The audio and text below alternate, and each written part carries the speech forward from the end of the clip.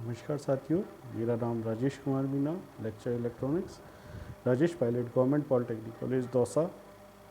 साथियों, आज मैं board of technical education Rajasthan के इलेक्ट्रॉनिक्स इंजीनियरिंग के थर्ड ईयर के power and industrial electronics syllabus का चैप्टर नंबर 6 का इंडक्शन हीटिंग जो टॉपिक है उसके बारे में थोड़ी सी जानकारी देंगे।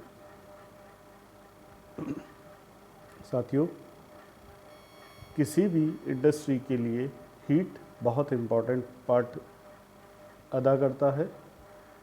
इस इंडक्शन हीटिंग के अंदर या हीटिंग प्रोसेस के अंदर इलेक्ट्रिकल हीटिंग या इलेक्ट्रिकल एनर्जी को कन्वर्ट किया जाता है हीट एनर्जी में, यानी ये कन्वर्जन प्रोसेस है electrical energy to heat energy. अब उससे पहले आगे हम जब जो बात करें इंडक्शन हीटिंग के बारे में, उससे पहले मैं आपकी जानकारी थोड़ा सा हीट ट्रांसफ़र मोड के ऊपर करना चाहता हूँ। हीट ट्रांसफ़र मोड यानी हीट किस तरह से एक जगह से दूसरी जगह ट्रांसफ़र की जा सकती है।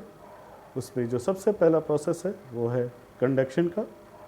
कंडक्शन के अंदर हीट जो ट्रांसफ़र होती है वो एक एटम से दूसरे एटम के से ट्रांसफ़र होती है, यानी जहाँ हीट होती है वहाँ से एटमॉस्फेयर में जो एटम्स मौजूद होते हैं वो आपस में वाइब्रेट करके एक दूसरे को एनर्जी ट्रांसफ़र करते हैं, और ये जो एनर्जी होती है ये हीट की फॉर्म में होती है। इसे हम कंडक्शन प्रोसेस बोलते हैं। दूसरा होता है कन्वेक्शन प्रोसेस। इस कन्वेक्शन प्रोसेस के अंदर जो हीट ट्रांसफ़र होती है वो फ्लो के रूप में होती है। जैसे अगर ये हम बात करें, अगर ये जो ट्रांसफ़र है वो गैस की फॉर्म में होता है या फिर लिक्विड की फॉर्म में होता है। सिंपल एक कॉमन सा एग्जांपल है इसके लिए कि जब भी हम सर्दियों के दिनों में अलाव जलाते हैं तो अलाव जलाने के उपरांत हम अपना जो हाथ या शरीर को उस अलाव के सामने तापते हैं, तो वहाँ जो हमारे पास हीट आ रही है वो हीट आ रही है कन्वेक्शन मेथड से। तीसरा होता है रेडिएशन से।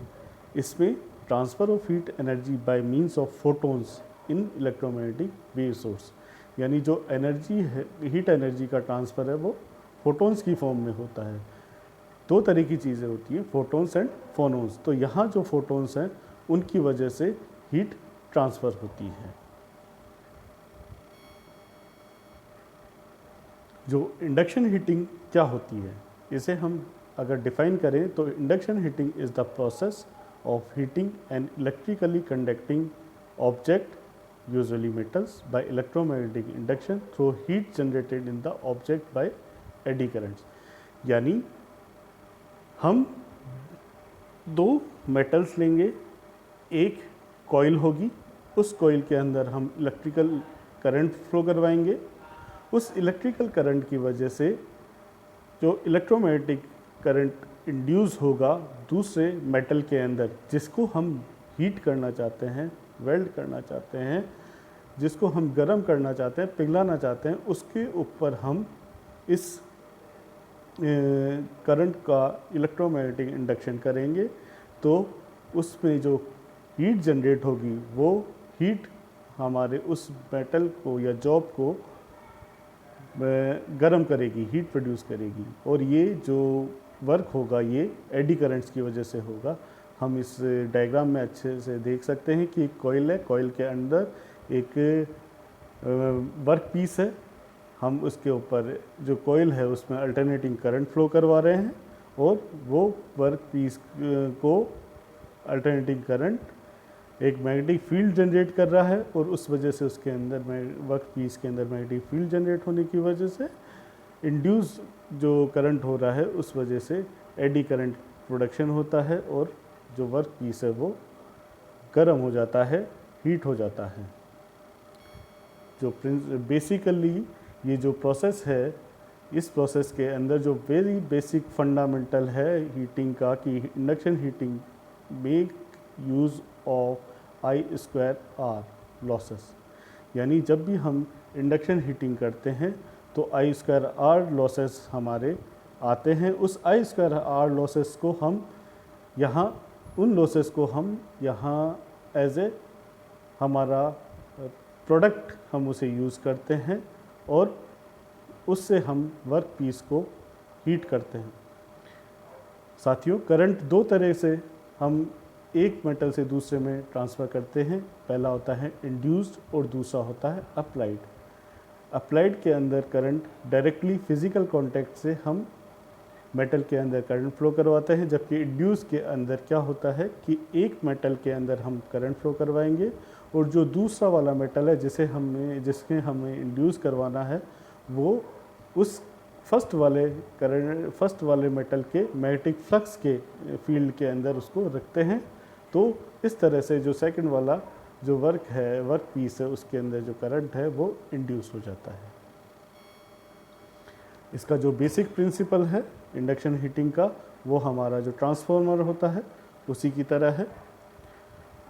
ट्रांसफार्मर में साथियों क्या होता है कि एक प्राइमरी कॉइल होता है और एक सेकेंडरी कॉइल होता है। प्राइमरी कॉइल के अंदर हम करंट फ्लो करवाते हैं और सेकेंडरी कॉइल उस फर्स्ट कॉइल के प्राइमरी कॉइल के इलेक्ट्रोमैग्नेटिक इंडक्शन की वजह से सेकेंडरी कॉइल के अंदर में करंट फ्लो होने लगता है। इस इंडक्शन हीटिंग प्रोसेस में भी यही होता है कि हमारे पास प्राइमरी कॉइल होती है, उसमें हम एसी करंट फ्लो करवाते हैं और उससे इलेक्ट्रोमैग्नेटिक इंडक्शन होकर प्रोड्यूस होता है। उस इंडक्शन की वजह से जो हमारा वर्क पीस होता है उस वर्क पीस के अंदर एडी करंट्स फ्लो होते हैं, एडी करंट्स इंड्यूस होते हैं और उनकी वजह से उसमें एडी करंट्स की वजह से हीट जनरेट होती है और हीट जनरेट होने की वजह से वो जो भी उसका जो प्रोसेस करवाना होता है उसको मेल्ट करना होता है या उसको लंबा करना होता है वायर बनाने के लिए, जो भी प्रोसेस हम करते हैं वो कर सकते हैं उसको एक बार हीट करने के बाद भी। बेसिकली जो इंडक्शन हीटिंग होता है वो फर्नेस के अंदर होता है। तो ये दो तरह के फर्नेसेस होते हैं, डायरेक्ट कोर टाइप फर्नेस और इनडायरेक्ट कोर टाइप फर्नेस। पहले हम देखेंगे डायरेक्ट कोर टाइप फर्नेस क्या होते हैं। It consist of iron core, crucible and primary winding connected to an AC supply. यानी डायरेक्ट कोर टाइप फर्नेसेस के अंदर एक आयरन कोर होती है, इसके अंदर डायरेक्टली हम कोर को यूज़ करते हैं। दूसरा होता है क्रूसिबल। क्रूसिबल आप जानते हैं, क्रूसिबल होता है जिसके वो पात्र या वो फर्नेस या वो वेसल जिसके अंदर हम हमारा जो मेटल है जिसको पिघलाना चाहते हैं, मोल्ड करना चाहते हैं। और प्राइमरी वाइंडिंग जो कि एसी से कनेक्ट होती है। The charge is kept in the crucible. जो भी मेटल है, जो भी चार्ज है और ओर्स हैं, उनको हम क्रूसिबल में रखते हैं, which forms a single turn short circuited secondary winding, जो कि सेकेंडरी वाइंडिंग की तरह वर्क करेगा। The current in the charge is very high in the order of several thousand amperes. The charge is magnetically coupled to the primary winding. इसके अंदर हमारी जो primary winding होती है उस प्राइमरी वाइंडिंग के अंदर हम करंट फ्लो करवाते हैं और जो क्रूसिबल होता है जिसके अंदर हमारा चार्ज होता है वह जो भी मेटल पीस या वर्क पीस होते हैं वो उस क्रूसिबल में होते हैं जिसे हमने सेकेंडरी वाइंडिंग बनाया हुआ आता है। इस क्रूसिबल के अंदर या जिसे हम चार्ज का नाम देते हैं, इस पर हम सेवरल थाउजेंड एम्पियर्स का करंट फ्लो करवा देते हैं उससे अपने ट्रांसफार्मर इंडक्शन वाइंडिंग से, ट्रांसफार्मर वाले प्रिंसिपल से इंडक्शन वाइंडिंग में इलेक्ट्रोमैग्नेटिक इंडक्शन से हम उसमें सेवरल थाउजेंड एम्पियर्स का करंट फ्लो करवा देते हैं। अब हाई करंट होगा तो उसका जो हीट होगी I²R वो भी बहुत हाई होती है और उस वजह से हम मेटल को मोल्ड या मेल्ट करने में कामयाब होते हैं इस हाई इंड्यूस करंट की वजह से। सेकंड होता है indirect core type induction furnace.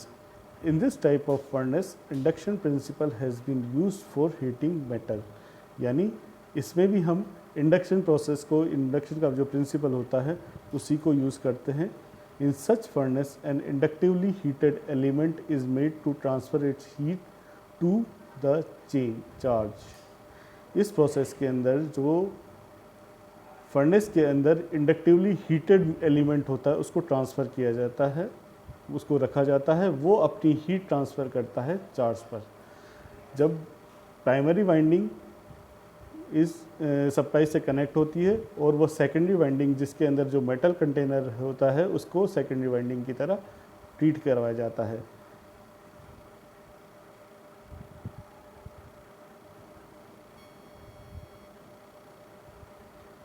The temperature of the furnace can be controlled very effectively. The special alloys will lose its magnetic property at a particular temperature and the magnetic properties are regained when the alloy will cooled. ये जब भी ये process इस तरह से है कि जब भी इसके अंदर से प्राइमरी वाइंडिंग के अंदर हम करंट फ्लो करवाते हैं तो उसकी वजह से एक मेटल कंटेनर होता है जिसके अंदर हम मेटल को रखते हैं। ये बेसिकली ये जो इनडायरेक्ट वाला जो मेथड होता है ये अलॉयस बनाने में काम में आता है या ओर्स को पिघला कर ओर्स में से मेटल एक्सट्रैक्शन में काम आता है।